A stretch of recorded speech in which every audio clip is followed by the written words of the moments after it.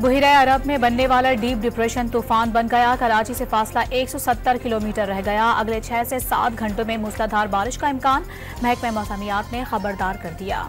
खैबर पख्तूनख्वा के कई इलाके तेज बारिशों और सैलाब की जद में, कुमराट में सड़कें बह जाने से कई सयाह फंस गए।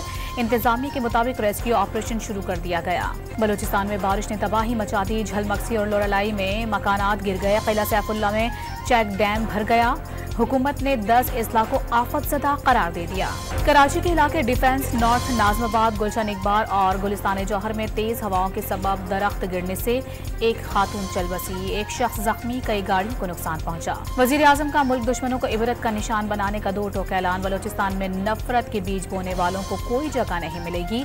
काबीना इजलास के दौरान मुज़ाकरात का इम्कान यकसर मुस्तरद। वफाकी वज़ीर दाखिला मोहसिन नकवी ने दहशतगर्दी के वाक़यात को शंघाई ताउन तंजीम इजलास मुतासर करने की साजिश करार दे दिया।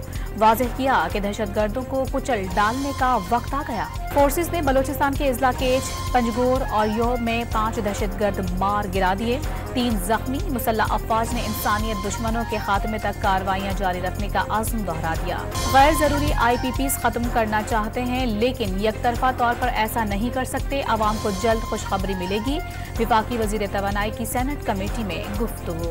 मुल्क में हफ्तावार बुनियादों पर महंगाई में मामूली कमी रिकॉर्ड 0.62% कमी से मजमूई शरह 15.34% हो गई। इदारा शुमारियात की रिपोर्ट जारी। और इराकी हुकूमत की नाक़िस इमिग्रेशन पॉलिसी और तैयारों की अदम दस्तियाबी के सबब हजारों पाकिस्तानी बगदाद एयरपोर्ट पर फंस गए। मुतासिरीन की हुक्काम से नोटिस लेने की अपील।